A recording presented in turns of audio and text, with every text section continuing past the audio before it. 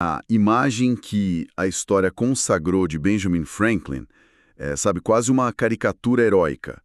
A mente da gente logo projeta aquele inventor segurando uma pipa no meio de uma tempestade elétrica, ou tipo o diplomata imponente, o pai fundador dos Estados Unidos. Mas a nossa imersão de hoje começa jogando essa imagem inteira pela janela. Uhum, jogando pela janela mesmo. Exato. Porque o material fonte que estamos analisando revela algo muito mais elementar, sabe? Antes da ciência, antes da diplomacia e antes mesmo da política, Franklin era só um jovem que fugiu de um contrato de aprendizagem em Boston, sem um tostão no bolso, e que conseguiu meio que hackear o próprio cérebro. A verdadeira base do sucesso colossal dele foi uma só. Ele se transformou num mestre absoluto da palavra escrita. E é uma mudança de perspectiva fascinante, não acha? Com certeza. Porque a gente tem essa tendência de olhar para as conquistas finais dessas figuras históricas e, ignorar completamente o maquinário invisível que construiu tudo aquilo. O texto que estamos dissecando mostra que foi justamente a habilidade de escrever que permitiu a Franklin se estabelecer na Filadélfia. Nossa, e como o permitiu? Pois é, o almanaque que ele criou, o Poor Richard's Almanac, não foi só um sucesso local, foi um best-seller internacional que garantiu a aposentadoria dele aos 42 anos de idade. 42 anos. Quem me dera. Né? E mesmo quando ele mudou o foco para a ciência, uma área onde ele mesmo admitia ser péssimo em matemática, foi a prosa acessível e super cativante dele que fez com que as descobertas fossem levadas a sério lá na Europa. E na política o mecanismo foi exatamente o mesmo. A pena foi a arma que ele usou, sabe, para conquistar aliados e desarmar inimigos. Ele publicava umas sátiras muito afiadas. Tem um ensaio brilhante onde ele simplesmente fingiu ser o rei da Prússia, exigindo imposto da Grã-Bretanha só para expor a hipocrisia do império. Genital. Ele chegou até a editar o rascunho do Thomas Jefferson na Declaração de Independência e cravou aquela que talvez seja a frase mais famosa do documento, sobre as verdades serem autoevidentes. Então a grande missão da nossa análise aprofundada hoje é descobrir os bastidores disso tudo. Abrir a caixa preta. Exatamente. Nós vamos desconstruir o quarto princípio do que o nosso material chama de ultraaprendizado, que é a repetição, ou a prática focada, né? O objetivo é extrair das fontes os mecanismos exatos de como transformar pontos de extrema fraqueza numa genialidade incontestável. E para chegarmos nesse ponto prático, para entendermos como quem nos ouve pode aplicar essas técnicas em qualquer área mais rápido, a gente precisa primeiro abrir o capô do cérebro humano. Vamos abrir o capô, então. Precisamos entender a mecânica fundamental de como a gente absorve habilidades complexas e, principalmente, o que acontece quando esse processo trava. Certo, vamos desvendar isso, porque para entender como Franklin desenvolveu essa fluência, quase sobrenatural com as palavras, a gente tem que olhar para o que impede a engrenagem de girar, na maioria das vezes, né? O que nos trava no meio do aprendizado. E o nosso material empresta um conceito maravilhoso para explicar isso. Vem de um campo que, olha, não tem nada a ver com linguística. A química. Exatamente, a química da aprendizagem. Na química cinética, existe um conceito fundamental que se chama etapa determinante da velocidade. Etapa determinante da velocidade. Isso, imagina uma reação química que não acontece de uma vez só, mas sim numa longa cadeia de múltiplas etapas. O produto final de uma reação vira o ingrediente da próxima. Certo. Nessa cadeia, a etapa que for a mais lenta de todas, ela é a que vai ditar o tempo total do processo inteiro. Ela é o gargalo absoluto. E no aprendizado humano, a nossa arquitetura neurológica funciona com a mesma regra. Obstáculos muito específicos controlam a fluência geral de uma habilidade imensa. Olha, eu adoro tentar visualizar essas coisas. Então pensa numa linha de montagem de carros gigantesca. Se o maquinário consegue fabricar, sei lá, 1000 motores por hora, e a estamparia faz 2000 portas por hora, mas o setor de pintura só tem capacidade para pintar um único carro por hora. O limite vai ser um carro. Exato. Não importa o quanto as outras máquinas acelerem. O limite no final do dia vai ser de um carro por hora. O setor de pintura dita a velocidade do império todo. Nossa, é essa a imagem perfeita da etapa determinante da velocidade. O texto ilustra isso muito bem com a matemática. A matemática avançada é composta por várias subhabilidades, né? Compreender teoremas, memorizar algoritmos, abstrair. Mas a base, o reagente inicial dessa cadeia toda, é a aritmética básica e a álgebra. Uhum. Então, se a compreensão da álgebra básica de um aluno é lenta ou cheia de falhas, ele invariavelmente vai errar a equação final do cálculo avançado. O erro microscópico lá na base invalida todo aquele raciocínio genial que veio depois. E o texto traz o aprendizado de idiomas também, que acho que é onde quase todo mundo sente essa dor. A pessoa pode passar anos treinando gramática, soltando a musculatura da boca para ter pronúncia de nativo. Sim, treinando sotaque. Isso. Mas o número de frases que essa pessoa consegue formar em tempo real ali, no meio de uma conversa, depende de um fator muito cruel: o vocabulário. O vocabulário é o setor de pintura da fábrica. Se faltam as palavras, o processo simplesmente para. A fluência congela, não importa se a conjugação verbal está impecável. É bem por aí. Mas assim, isso levanta um problema enorme para quem está escutando. Como a gente isola e conserta esse gargalo na nossa mente sem causar uma pane no sistema? Sem dar aquela sobrecarga de informação? Ah, essa é a grande charada. A resposta está em como a gente gerencia a nossa carga cognitiva. E é nesse ponto que aquelas táticas meio incomuns do jovem Benjamin Franklin entram como um estudo de caso formidável. O nosso cérebro tem uma capacidade muito rigorosa de limite na memória de trabalho. Tipo a memória RAM em um computador. Exatamente como a RAM. Praticar uma habilidade complexa, tipo a persuasão escrita, exige abrir vários programas pesados ao mesmo tempo. O cérebro precisa alocar energia para a lógica, para o vocabulário, para o tom retórico, para a gramática. E se a gente abre 50 abas de uma vez no navegador, o sistema inteiro trava. Trava total. Tentar melhorar todas essas facetas da escrita de uma vez só faz o desempenho geral despencar, porque a capacidade de processamento fica perigosamente fragmentada. E o sistema trava de fato. Uhum. E se a tentativa for melhorar a gramática e o argumento simultaneamente, a criatividade sofre muito. O jovem Franklin percebeu essa limitação super cedo. A autobiografia dele detalha um episódio em que ele teve um debate por escrito com um amigo sobre os méritos da educação feminina. Ah, sim. Eu lembro dessa parte do texto. Pois é. O Franklin, que era a favor, mostrou as cartas para o pai dele. O pai analisou friamente e falou: olha, você até tem mais razão, mas os argumentos do seu amigo são mais estruturados e persuasivos. E em vez de aceitar a derrota, o Franklin decidiu meio que fechar as abas do navegador e focar a memória RAM só em partes isoladas do texto, né? Exato. Os métodos que ele inventou para fazer isso são tão inusitados que beiram o bizarro. Ele pegava aquela revista The Spectator, que era tipo a grande referência da época, lia os artigos e fazia notas minúsculas sobre cada frase. Aí ele deixava aquilo de lado por dias. Para esquecer o texto original. Isso. Depois, pegando só aqueles fragmentos, ele tentava reconstruir todo o argumento puxando só pela memória, para depois comparar a versão dele com a publicada e ver onde ele errou na lógica. Ao dele, a tal da etapa determinante, era o vocabulário? Faltavam palavras para ele. Ele não sentou para ler um dicionário, que seria passivo e chato. Ele começou a reescrever os ensaios, transformando tudo em versos poéticos. Aqui é que a coisa fica realmente interessante. Porque pensa bem, se o objetivo final dele era escrever ensaios grandes, documentos políticos claríssimos, gastar madrugadas escrevendo poema com rima não soa como uma perda de tempo gigante? Um desvio total do alvo? Parece muito um desvio, eu concordo. Mas a mecânica por trás disso é que é genial. O que ele estava fazendo era forçar o cérebro a buscar sinônimos de forma muito ativa. Na prosa normal, se a gente esquece uma palavra, coloca outra simples no lugar e segue a vida. Sim, a gente improvisa. Mas, na poesia, a palavra tem que encaixar na métrica, tem que ter o som exato para rimar. Isso coloca uma restrição artificial que obriga as vias neurais a vasculharem muito mais fundo no vocabulário. Ele usava a poesia como tipo peso de academia para treinar palavras, sabe? Aliviando o fardo de inventar o argumento, porque o argumento já vinha da revista. Caramba, genial.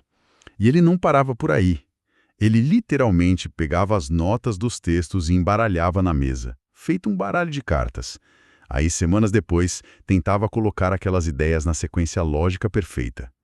A carga cognitiva dele ali estava 100% dedicada à estrutura do pensamento. Ele isolava uma aba de cada vez. E a cereja do bolo foi como ele treinou a empatia, né, e a flexibilidade de perspectiva, que depois seriam tão importantes para ele na diplomacia. Ele criou pseudônimos. Ah, a viúva. Sim, é a Silence Dogwood. Aos 16 anos, ele sabia que o irmão não ia publicar os textos dele no jornal. Então ele assumiu a persona de uma viúva de meia-idade do interior. E funcionou. Ao escrever com uma lente tão diferente da dele, ele isolou a prática de ajustar o tom, a visão de mundo. Ele fez isso de novo depois com o casal Richard e Bridget Saunders no Almanac. Mas espera aí, isso nos leva de encontro a um paradoxo enorme que o material aponta. Se a pessoa passar a vida inteira treinando isolado, escrevendo poema, embaralhando o papel, criando o personagem falso como e quando, a habilidade real acontece. Existe uma tensão óbvia entre a prática direta, que é o mundo real, e a repetição, que é esse isolamento microscópico. Como não virar um especialista em pedacinhos que nunca se juntam? Essa é meio que a armadilha do sistema tradicional de ensino, não é? A escola e a faculdade ensinam componentes muito isolados e a pessoa não consegue transferir isso para o caos do mundo real, porque falta ali o tecido conjuntivo. O que é fascinante aqui é como os ultra-aprendizes resolvem isso. Eles usam a abordagem de direcionar e depois repita. É um ciclo de 3 passos. Entendi, é tipo um vai e vem contínuo. Exato. O primeiro passo é direcionar. Você tenta executar a habilidade no ambiente mais real possível, tenta escrever o artigo inteiro, ou conversar no idioma no meio da rua, ou programar o app. O objetivo não é acertar tudo de primeira, é construir um mapa do problema e ver onde o motor engasga. Então você vai para a prática direta só para identificar a dor, para mapear o erro. Aí você tenta falar o idioma, descobre que a gramática vai bem, mas falta o vocabulário que te obriga a pausar toda hora, o gargalo aparece, e é só aí que entra o segundo passo, que é o repetir. Você pega a etapa determinante da velocidade, arranca ela do contexto real e isola no exercício de repetição. Isso. Passam os dias focada só em absorver aqueles substantivos mais urgentes, sem se preocupar com o resto para não sobrecarregar. E o terceiro passo seria o de integrar, certo? Depois de fortalecer esse músculo específico nessa academia mental, a pessoa volta para a prática direta. Volta para a conversa no café para unir aquele vocabulário novo com a gramática. Então, o que tudo isso significa no fim das contas? Significa que a aprendizagem não é uma linha reta. Exato. É um pêndulo frenético. Você joga o jogo completo, descobre o erro, para tudo, treina o fundamento isolado e volta para o jogo. Não dá para ter só um ou outro. Exato. E a velocidade desse pêndulo muda com o tempo. No começo você alterna super rápido. Tenta, isola, tenta de novo. Mas conforme você vai ficando mestre naquilo, as falhas ficam muito sutis. Aí consertar a base é rápido, mas aperfeiçoar o topo exige uma dissecção bem mais demorada. Bom, agora que a gente já entendeu o motor e a química da coisa, precisamos saber o como. O texto traz um arsenal de 5 táticas práticas para a gente criar essas repetições de forma inteligente. E é legal a gente passar por elas para quem nos ouve aplicar amanhã mesmo. Com certeza. O primeiro método desse arsenal é a divisão do tempo. Ele é ideal para habilidades cronológicas. Em vez de praticar o evento inteiro, você recorta só o segundo exato onde a falha acontece. Tem um exemplo legal disso. Músicos. Eles são mestres nisso. Se uma pianista erra um dedilhado no meio de uma sonata enorme, ela não volta do começo. Ela isola só aquele compasso específico e repete dezenas de vezes até a via neural reescrever o erro. Só depois ela integra na música toda. Faz todo sentido. No esporte é a mesma coisa. Pensa num arremesso de lance livre no basquete. O lance livre ocupa uma fração minúscula do tempo de um jogo inteiro. Mas os atletas passam horas isolando só aquele movimento. Eles não ficam correndo a quadra toda para dar um arremesso. Eles isolam o gargalo no tempo. É o mesmo princípio. O segundo método resolve um problema diferente, que é o de componentes cognitivos. Quando a habilidade não pode ser recortada no tempo, sabe? Porque tem muita coisa difícil acontecendo no mesmo milissegundo, o autor do texto fala de quando ele tentou aprender mandarim. Nossa, mandarim deve ser um gargalo atrás do outro. Total. A pronúncia no mandarim exige uma entonação muito específica. O tom muda o significado da palavra. Só que, ao tentar falar, a memória de trabalho dele precisava acessar o vocabulário, a gramática e o tom ao mesmo tempo. E o cérebro entrava em colapso. Mas aí como ele isolou isso se não dá para fatiar o tempo de uma palavra dita? Ele removeu o significado e a estrutura da equação. Ele passou a gramar ele mesmo, falando pares de palavras isoladas, só mudando os tons. Sem formar frase nenhuma, focando só no padrão do som. Ele liberou a carga cognitiva quase inteira para o desafio muscular da entonação. Que sacada, mas olha, isso nos leva a um terreno meio espinhoso com a terceira tática, a imitação. O material diz que, para melhorar a execução, o ideal é copiar algo que já existe. O Franklin copiava a revista, aprendizes de desenho copiam os grandes mestres. Mas, isso não é transformar o cérebro numa máquina de xerox, não é plágio? Se a gente conectar isso com como a criatividade funciona no cérebro, a resposta é não. A imitação temporária é um truque brilhante para descarregar a parte cognitiva. Quando uma pessoa tenta desenhar uma cena complexa do nada, o cérebro luta em duas frentes.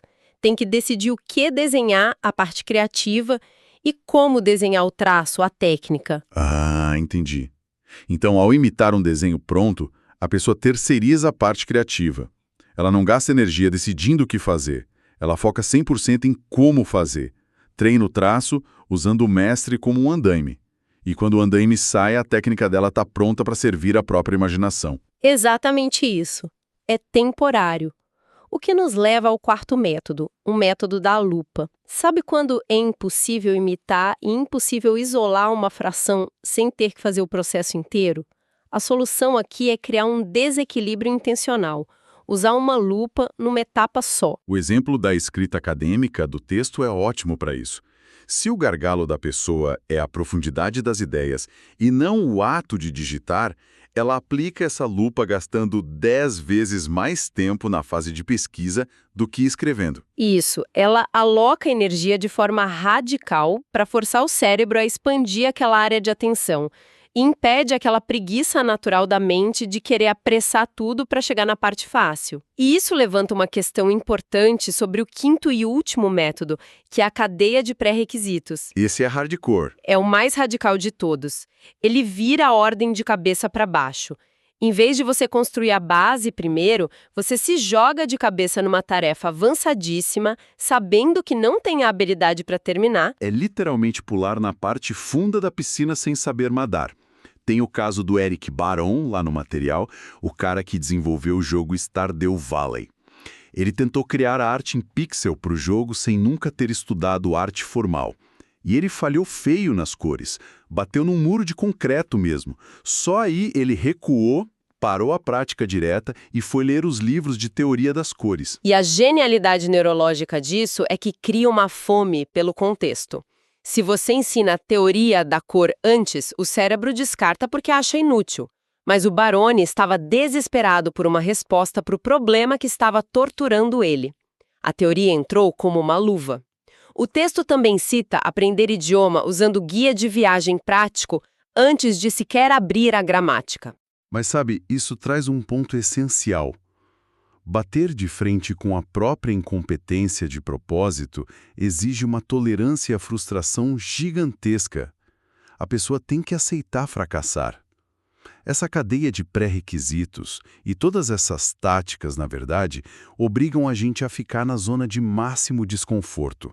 E aí muda tudo que a gente entende por repetição, né? Sem dúvida. A palavra repetição carrega um estigma muito pesado. Lembra logo aquela coisa opressiva da escola, de preencher caligrafia, memorizar fórmulas sem sentido. Era um exercício de submissão que dava mais sono do que aprendizado. Mas no ultra-aprendizado, ela é uma ferramenta cirúrgica. Ela não é para entediar, é para estressar a área exata que está fraca. Requer ter estômago, como diz o material. Afinal, A nossa biologia quer focar no que já somos bons, para amaciar o ego. Mas o Benjamin Franklin não chegou lá fazendo o que era fácil. Nossa, não mesmo. Ele passava o dia derretendo chumbo na tipografia, fisicamente destruído, e ia para a madrugada travar uma guerra contra as próprias limitações gramaticais. É um ato de coragem de desmembrar algo que você ama fazer, achar a peça mais feia e enferrujada e polir aquilo sem dó. A dificuldade mental intensa não quer dizer que você não sabe aprender.